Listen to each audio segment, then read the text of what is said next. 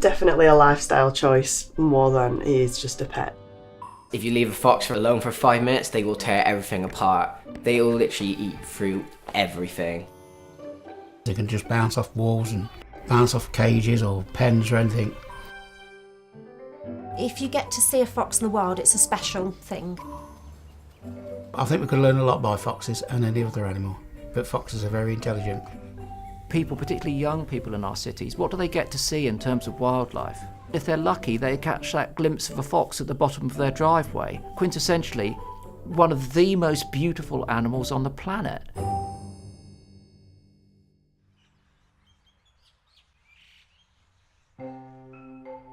We're an animal encounter company, so we have a number of exotic animals. We like to use our animals to educate people as much as we can.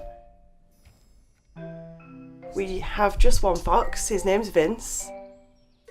He's about 2.5 years old, and he's a silver fox.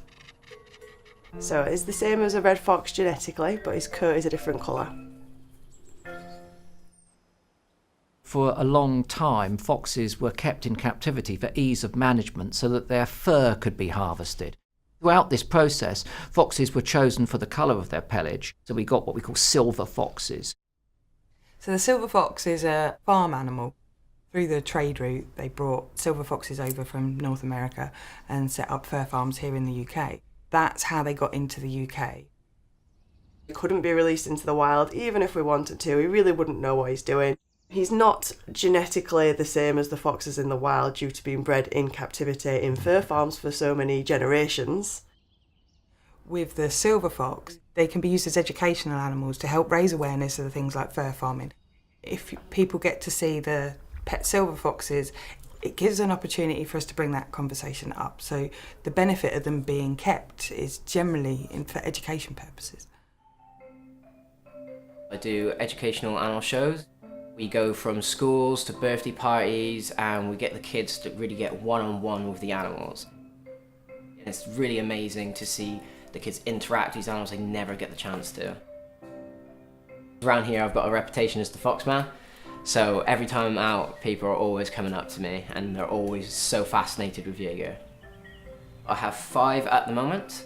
So it all started with the first 2, which is Silver and Ruda, so that's the mum and dad.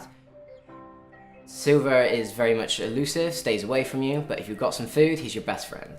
Whilst Ruda, she'll just sit in the corner and watch you all day. That's all she does. She's a pure mother. She'll sit and watch everything.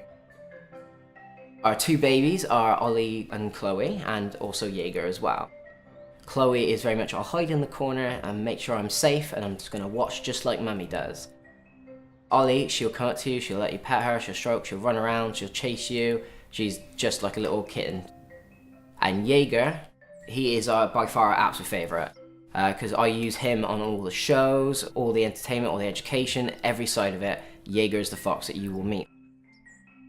When we go on the shows, people can see that he's so non-threatening and so open and friendly. It really shows the completely different side of what a fox can be.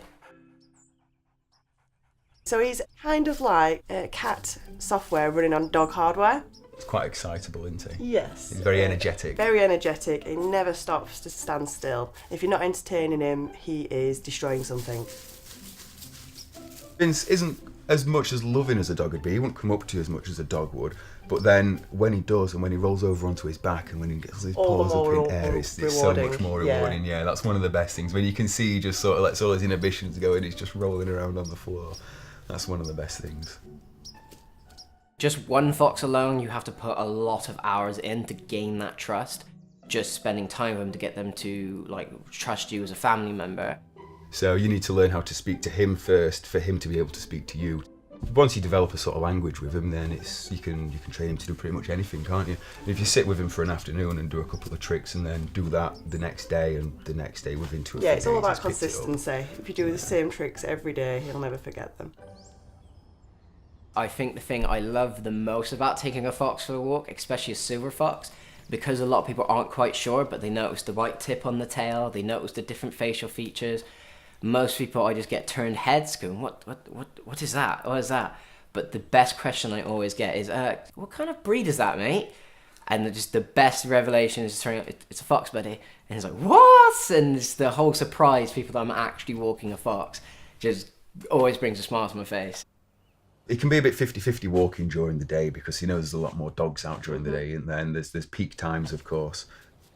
We've not really seen much negativity, have we, when we've been out walking? We've been quite lucky. They're so sort of not amazed, but so curious Surprised. when they see him. Yeah, so surprised that they just sort of, well, people just want to stroke him and they just want to know about him and they want to see him, and You just want to know more usually. Yeah. As a kid, I kept foxes. I had one fox that I could put in a harness and would walk on a lead, and was never terrified of traffic or of people, and it would jump up in your lap. It was particularly fond of ice cream. I had another fox which, because it had been injured, couldn't go back to the wild, but its personality was completely different. It was extremely timid. It would be fine with me, and it would be fine in our house and our garden, but the minute I took it out, it was not comfortable. And eventually I found a wildlife hospital with a large enclosure, and she, Tipsy, went to live in that.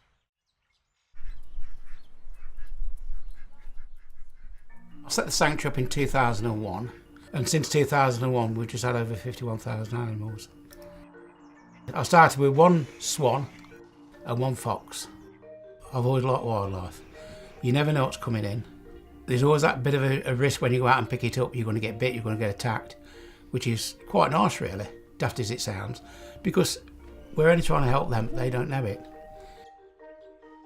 One thing, particularly with foxes, that I've always found fascinating is there's more chance than none that they've never been around people before.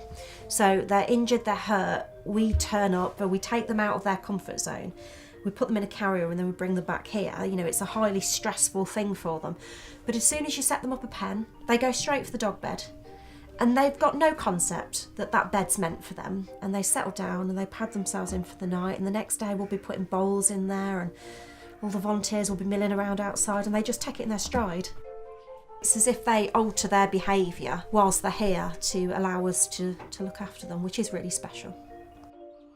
We've got chickens walking around, we've got deer walking around, and they all get on great. We know the foxes are in the pens, but you can actually go with the foxes and play with them. They don't mind all the other animals at all. If you introduce animals slowly, they'll all get on together. You've got a dog that plays with the fox, he goes and plays with 3 foxes. The foxes love it, the dogs love it. There's a couple of foxes that have got distinctive personality traits. Raven, for instance, she is also known as Princess because she's a right little princess. She's the only really healthy fox that we've got. We hand-reared her, had no contact with her. She was wild, we released her, she come back. She won't go. Harry, our fox that is deaf, he likes his little box, and trying to get him out of his little box to change his blanket or his cushion underneath him is quite difficult. He'll growl at you, but he's got no teeth, so he's stone deaf, so he likes to come across really aggressive, but actually he's not. He's a big wimp. We've got Sweep. Somebody actually killed all the complete set on them, beat them all with a hammer, and just left them there to die. She was only 4 days old, so I brought her back, hand-reared her up. But we had a lot of problems with the back end, so she'd been here for ages then. We couldn't release her. She got too tame. Every month we will get foxes in. And in theory should have been dead, but we've got them better, re-released them. Foxes are largely unprotected because unfortunately they're still seen as what people call a pest species. Foxes are the main animal that we get in that has been deliberately harmed rather than an accident by nature or circumstance. It's human intervention, so people have shot them, people have trapped them. Poisoning, we get an awful lot of poisoning, so foxes suffer from us the most. Here in England with the fox hunting, it doesn't no benefit whatsoever, and a lot of people argue that it's tradition, that we want to keep the tradition. I find it quite strange that large groups of people can become out of control in a public place, that their dogs can also become out of control in a public place. We think at least 80,000 foxes are killed by gamekeepers every year, and then of course a large number are run over on the roads. From my point of view, fox hunting is entirely intolerable. And in life, I can think of anything I truly hate. Hate is a very powerful word. I think you have to use it carefully. But I hate fox hunting. It's the one thing that I would really like to see come to an end.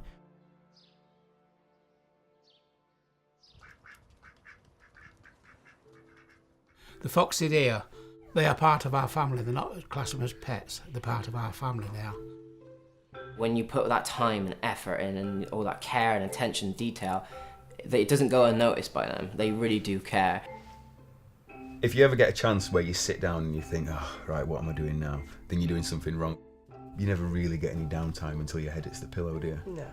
To live with a silver fox, the things I had to learn and the way I had to adapt my life, it's taught me some skills that I really do value, and I can understand why people would want to do it. They are still much misunderstood, much maligned, and much abused.